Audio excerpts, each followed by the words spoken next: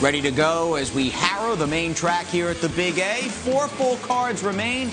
Glenn Kozak and his crew out there. Of course, we had that rainstorm midway through Wednesday's program. As a result, we ended yesterday muddy and sealed. That was not an issue on today's card. Overcast and a little chilly. Outriders had jackets. The assistant starters had jackets. I saw some gloves. No ski masks today. And we had a fast main track. We got 1 turf race in, and we've got 9 races to talk about on this edition of Aqueduct Insider. Jason Blewitt, Richard Migliore from our second floor clubhouse studios as we march forward to that opening day card at beautiful Belmont. Well, there's so many good things going on, especially with turf racing now and heading towards Belmont Park and the Rangers being up 3-1 over the hated Penguins. So, you know, I'm happy. I'm in a good mood.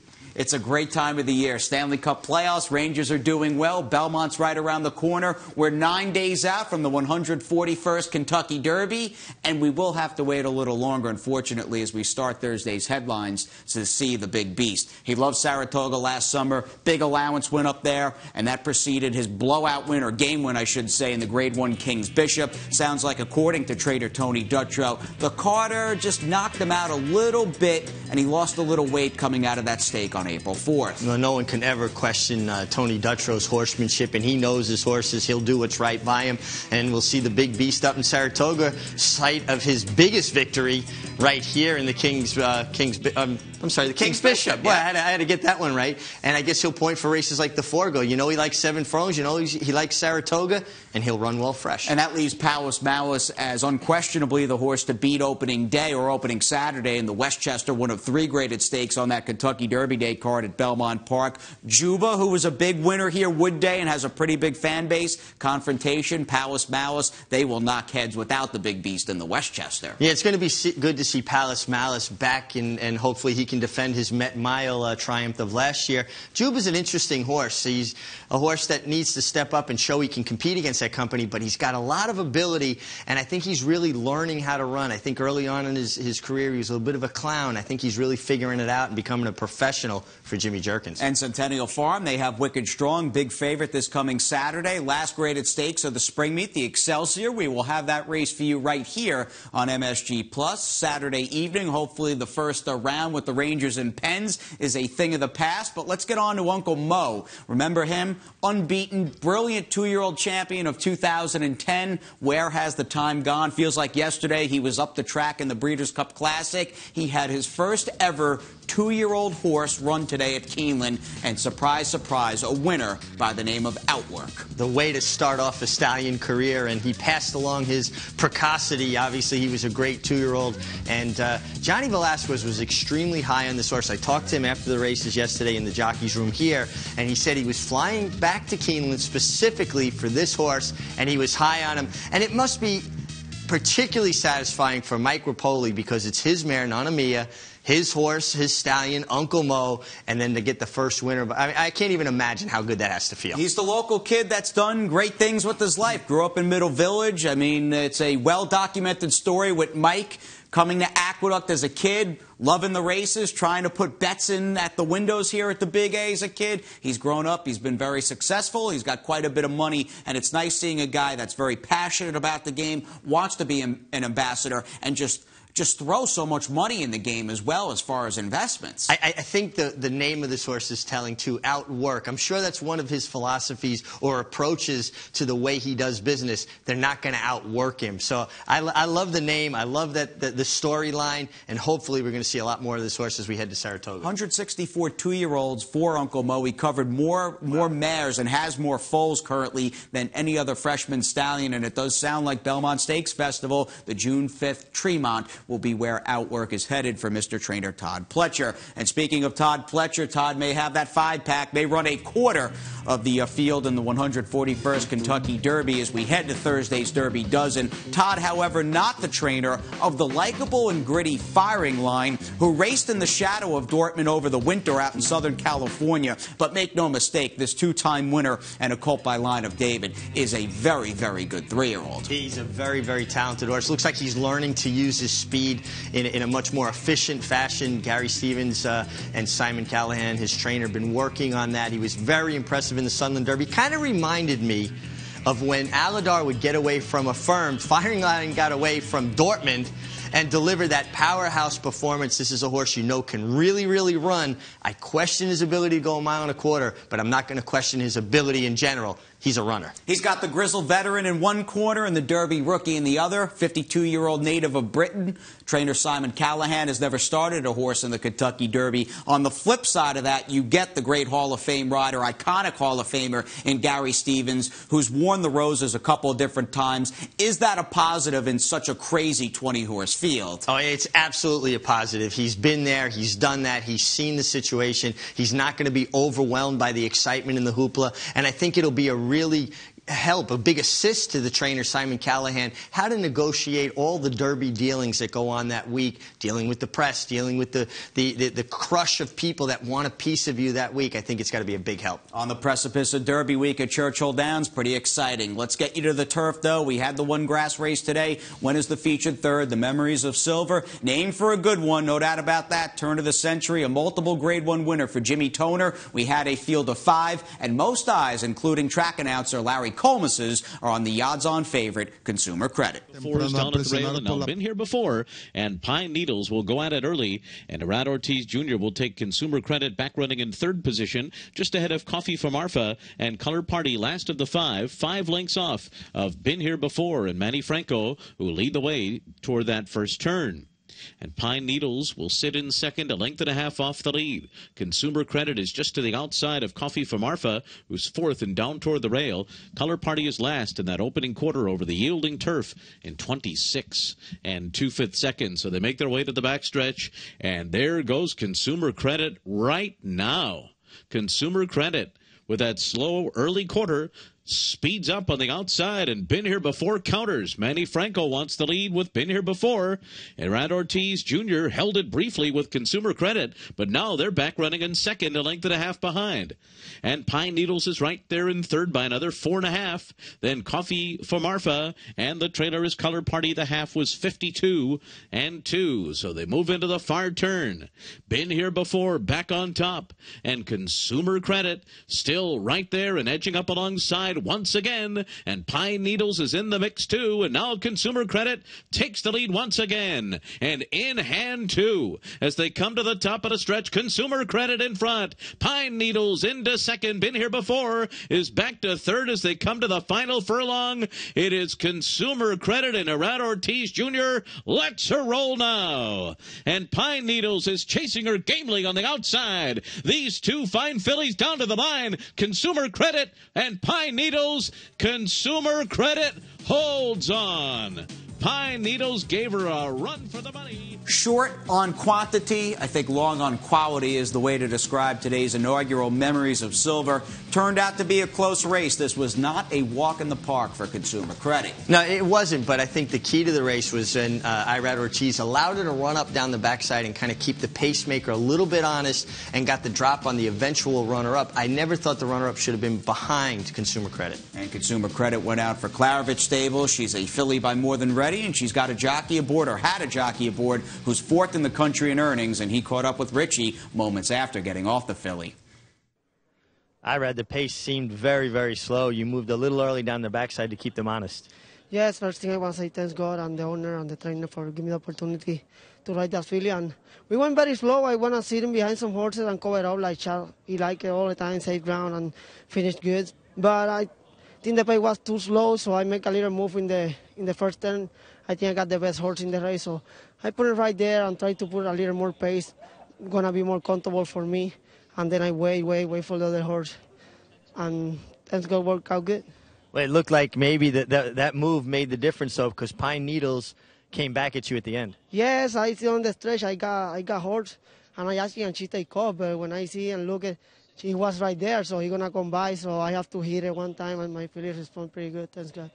How many times did you look back in the stretch? Like 4 times. I have to fix that, but we work on that. I'm gonna get you a rearview mirror. All right, but no, that's not gonna be.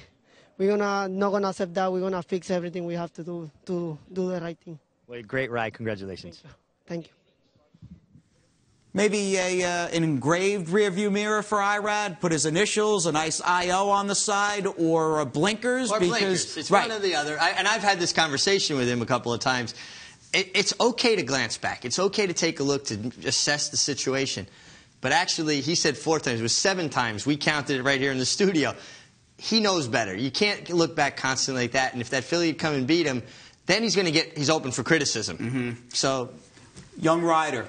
Clearly, he's gotten into the habit. We all have these little quirks and bad habits. We do them on the set. I've got my list. And you fall into them. And sometimes you do things like that without even thinking. What does he need to do going forward as far as not looking around and behind him? Well, I think he just has to be conscious of that and understand that, you know, if you're looking back every 2 or 3 strides, the only thing that's going to change is the way you shift your weight around on your horse. It's not going to change the situation behind you. And he's super talented, you know, so you always expect more. The bar is raised higher because of his ability. So it's something he just has to become conscious of, and he'll get out of it. But listen, no doubt about his riding prowess. He's a race rider. $4 million plus in earnings already in 2015, and Irad sitting chilly with 75 wins. And Wesley Ward's pretty good, and he's invading Queens for a reason, not the season, when we come back with our opening 2-year-old race on the year.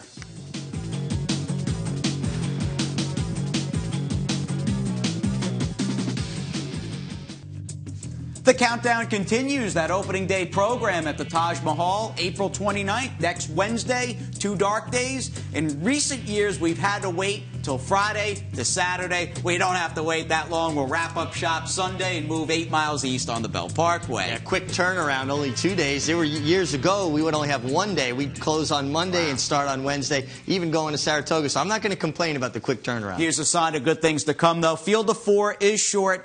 But every journey begins with that first step, and that's the 2-year-old season here in the Big Apple. We've got fillies ready to rock and roll, 4.5 furlongs on the main as we go to Larry Colmus. They're off. La Nina and Storied Tail had the best start. Storied Tail, the favorite, to the front. La Nina will be 2 lengths behind in the early stages. And then it's Sunshine Life and Little Bear Cat trails the field and is 8 lengths off of Storied Tail and Mario Pino, who lead the way on the far turn by 3.5 lengths. La Nina running in second by another 5, and then it's Sunshine Life, and the trailer is Little Bear Cat, and they're coming to the top of the stretch, and it's Storied Tail, who ran at 22 and 2 opening quarter mile, turning for home in control here. It's a 6-length lead for Storied Tail coming to the 8th pole. La Nina has been second throughout, and then it's Sunshine Life in third. Storied Tail into the final 16th, well clear of her competition. A sharp debut for the daughter of Tail of the Cat, Storied Tail, who won it by 6 lengths over La Nina. Sunshine Life was third. Tail the Cat, the winner. In fact, he's your winning sire exacta because he ran second as well. But I guess the story is about the odds-on favorite who shipped in from Keeneland, tipped out all over the place, had to beat 3, and in typical Wesley Ward fashion, had big, brilliant speed from the starting gate. Well, this is one fast filly. She blew away from the gate, went about 70 yards and really found her stride. And then Mario Pino, who needs no introduction to the winner's circle, recording career win 6,634 on this filly. He had her under stout restraint around the turn. But Wesley Ward's 2-year-olds are always so well prepared, much like Todd Pletcher's. Yeah, they sort of go hand in hand at this point with the early season 2-year-old races, and Wesley Ward may have a string at Belmont Park. Certainly a guy not adverse to shipping in 2-year-olds for races like the Tremont, and we have not heard the last of Wesley, that's for sure, with the young horses in 2015. We continue on, race number 7 on this final Thursday, second leg in the late pick 4. Same announcer, Larry Colmus, and we stay on the main track out of the chute. It is Deficit Hawk who goes out to lead them early. Deficit Hawk speeds out to a 2-length early lead on Bullheaded Boy Nick's Posse and Fleeting on the inside. Then comes Swivel, and the trailer is beyond the green as they head out of the chute. And it's Deficit Hawk and Jose Ortiz 1.5 lengths in front of Bullheaded Boy. And on the outside comes Nick's Posse. Fleeting is down toward the rail after an opening quarter mile of 24 1/5 seconds. Beyond the green is out of last, having gone by Swivel, who's 5.5 lengths off of front-running Deficit Hawk, who leads by 2 up the backstretch. And Bullheaded Boy follows in second. Fleeting is third inside of Nick's Posse, heading to the half-mile pole. Beyond the green is right in behind, and in between them, 3.5 lengths off the lead. Swivel is last with a half-mile to go. Deficit Hawk runs a half-mile in 47 4/5 seconds and leads the field into the far turn by a length and a half. Deficit Hawk has been there all the way so far. Bullheaded Boy's under a drive. Nick's posse is there, fleeting, making steady progress along the rail as Bullheaded Boy drops back. Then beyond the green and swivel, Deficit Hawk has led all the way and turns for home with a 2-length lead on Fleeting at the top of the stretch. It is Deficit Hawk coming down to the last furlong, trying to get another 1/8 of a mile. Fleeting on the outside, making a race of it. Deficit Hawk still there. Fleeting on the outside, beyond the green's getting going too, and beyond the green dives to the rail. Fleeting beyond the green, Deficit Hawk back to third. Fleeting beyond the green, it's Fleeting. Over beyond the green, Deficit Hawk and Bullheaded Boy. Off the turf, but this race had protection. Some good state-bred dirt horses were entered and ran and battled down to the finish line. A close finish. And they put on a good show. Fleeting getting the money for Leah Giamardi and Treadway Racing. Got a nice trip under Cornelio Velasquez, working out that inside-out trip from the rail. But you got to give the runner-up number 3, Beyond the Green. Had a little bit of a tough trip, kind of looking for space, dove to the rail, and finished well. Good horse race, though. It was a good horse race, and Leah Giamardi, as you noted, the winning trainer of Fleeting, who's by elusive quality, who's been the typical sort of Leah project, slowly improving throughout the winter, and I think a horse who's finally really starting to figure things out. I think he's, the one turn really helps him. It looks like he gets into a better rhythm. I think the 2 turns, he was kind of working out trips that weren't beneficial for him. I think the 1 turn, he got to really get in that good rhythm down the backstretch and make the most use of his stride. And Lee in tomorrow's daily racing form caught up with David Grenning. Sweet Reason has got her sights set on the Grade 1 Humana Distaff Derby Day at Churchill Downs. Good stuff with that. And we get back to Larry Colmus, who will be calling the Humana Distaff on NBC, among other races, including the Derby, as we have 2, 4, 5, 6, 8, and 9. Pick 4s, pick 5, pick 6. Let's do it. It's growing. It's up to a 3-length lead at the top of the stretch. Rivetto has run 3/4 in 1:13 and 2 and is 3 in front into the final furlong. Charitable trying to close the gap in second. It's 4 more lengths back to Phillip in third, and then on the outside it's Ireland's Eye down to the 16th pole. Rivetto reaching for the wire and Charitable coming. Rivetto, Charitable, it's going to be close. It's going to be maybe Charitable. But Rivetto was right there, too. Outside a 48 3/2 mile, and they come into the final furlong. SS Dixie in front. SS Dixie by 2. Larry Boy on the outside is next. And then to Aaron again, followed by Rambam. And late move from Wild Freud, who's flying late. Wild Freud really charging after SS Dixie. SS Dixie, Wild Freud. SS Dixie. Wild Freud's rally came too late. And then came Rambam, and they're into the stretch. It's Fiery Cat in front. Prize Taker on the outside tries to run at Fiery Cat. Blooper is third at the rail, 1 furlong to run. Fiery Cat in front. Fiery Cat from Prize Taker, and then Blooper on the inside. It's going to be Arad Ortiz Jr. again with Fiery Cat. Then Prize Taker, Blooper, and Williams Lucky Gray. 4, and it is the Big Deluxe in front, and here comes Be Bullish on the outside of the Big Deluxe, and the 2 Grays battle it out in the final furlong. Be Bullish on the outside of the Big Deluxe along the rail. The Big Deluxe, Be Bullish, going at it down to the wire, and the old man did it. Be Bullish beats the Big Deluxe. Smoke'em's Charm was the Bar of Gold, just doing it easily here, moving away at will by 4, by 5. Then Saharan Serenade, Desert Valentine, and up the rail, it's Here's Zelicious. Bar of Gold will go back to the barn undefeated, and she won with ease.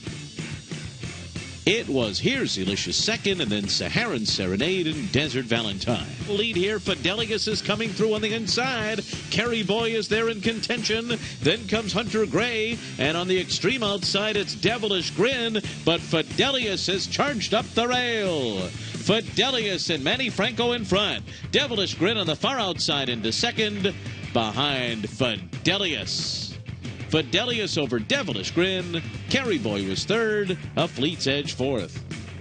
Pick 6 was hit, just under 2,500 for all 6 winners. 3 pick 6s remain this spring at Aqueduct. Crazy stuff. Be Bullish. He's got far more than 6 wins, and he has played his part in pick sixes from late September. His career debut win back in 2007. We've got Fred Cappy Capicella and his Binocs, and we have got this gray who just defines to me what a thoroughbred racehorse is all about. He is just all heart, gets it done. His 18th career victory out of his 86 starts. And he's very close to $1,100,000 in earning. And he looked over at the 1A, the big deluxe, and went, "You're half my age, Sonny. I'm 10. You're 5. Back off." Yeah, we had Kieran's kids in, and it was great having the kids. And I tweeted out a picture, and you should follow us on Twitter and join the conversation if you haven't already. But we had Kieran's kids in the studio the race after Be Bullish won, and Andy commented, "These kids, most of them weren't even born when Be Bullish started racing." You know, it's pretty crazy. And certainly not as old as Be Bullish. It's rare to see a 10-year-old, but you know, I heard some things early in the year, people yelling that he should be retired. When horses are in good form and they're healthy, there's no reason to retire them. A lot of horses are very unhappy when they don't have a job, and obviously this horse has been in very good form, probably the healthiest he's been in his entire career, so he enjoys what he's doing. David Jacobson, Angel Cruz, we shall see if Be Bullish was claimed. We'll get to the claims in just a second after we pick off the rider standings with only 3 full cards remaining, and Angel Cruz still in front, but again, that lead keeps slimming down by the day. Manny Franco has been whittling away at this lead, and you know what? Everybody up there in the top 5, 6 on that list, they're all riding terrific. Angel Cruz, I know he would love to do this. It'd be a dream come true, but Manny Franco, he's going to have something to say about it. And another day at the office for trainer David Jacobson, who does an excellent job with those older geldings and had Be Bullish breathing fire. Yeah, absolutely. And with 3 racing days left here, 4 wins for a trainer, that's a little bit difficult to overcome. It's not impossible, but it's pretty comfortable.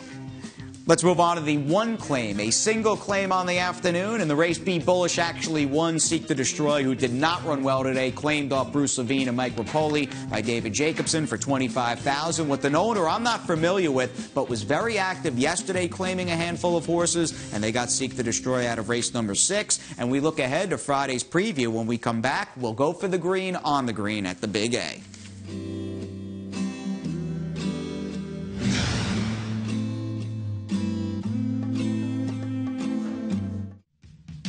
Saturday's $250,000 guaranteed late pick 4, 9-race card. First race post 1:20 p.m. and that is a sequence that includes the featured 8th race, the Excelsior, which also features Wicked Strong. Can't wait to see him strut his stuff at the Big A. He loves Aqueduct's main track. Let's move on to the Big A turf course as we get into our preview, that is for race number 6 on the Friday card. Field of 9 entered in the 6th at 1.16 miles. Yeah, and Hudson Miracle, we're going to take a look at him winning way back in October of 2013. He's only had 2 starts since 2013, 1 start in 14 and 1 start to get ready, I guess, for this, and a good effort at Gulfstream last time out. So he shook the ring rust off last time. He's going to have to bring his A game, and I've got to see it. You know, it's just too lightly raced in too long a period of time. Top for me. connections in his corner with Chad Brown and Irod Ortiz. What about Runaway Posse, who likes the Aqueduct turf course, a big closing winner on this grass course last November? Yeah, ran second, excuse me. Yeah, but also, you know, really came running and is a horse that is going to appreciate the 1.16 distance,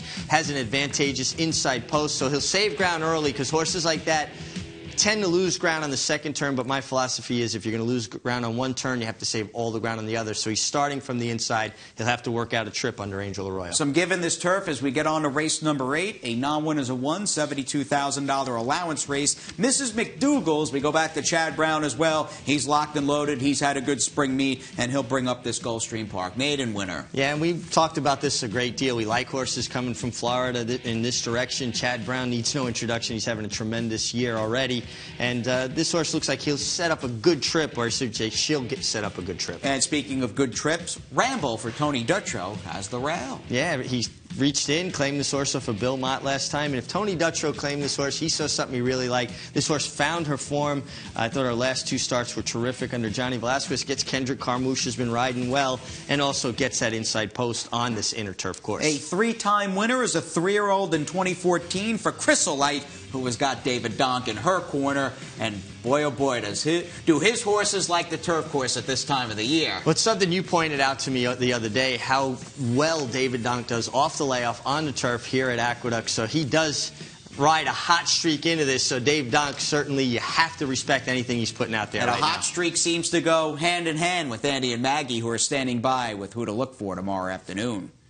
Thanks a lot, guys. Well, I'm hoping we'll be back on the turf for race 2 on Friday's card, because I'm interested in Indy Gita, the 3-horse, who gets a nice switch in riders to Irad Ortiz for this race, coming off the claim for trainer Phil Surfy, which I also think will help this horse. She's run okay in Florida, but truthfully better than it looks on paper. Her last race, she had just an absolutely absurd trip in there. She was 4 to 5 wide pretty much the entire way around the racetrack, and while she finished 7th, beaten 5.5 lengths, it's a much, much better race than it looks on paper. I think she's found the right field. Her chief competition likely favors the 4 Perfect Freud, who is a vastly improved horse in switching barns. Now she goes out first time for Michelle Nevin, which never hurts. And while she ran the turf, I think she'll run better than the turf she did last time. I just don't know if she'll beat Indy Gita. It's the 3 Indy Gita for me in the second race on Friday at Aqueduct, and I'll be boxing 3-4 as we head down to Maggie.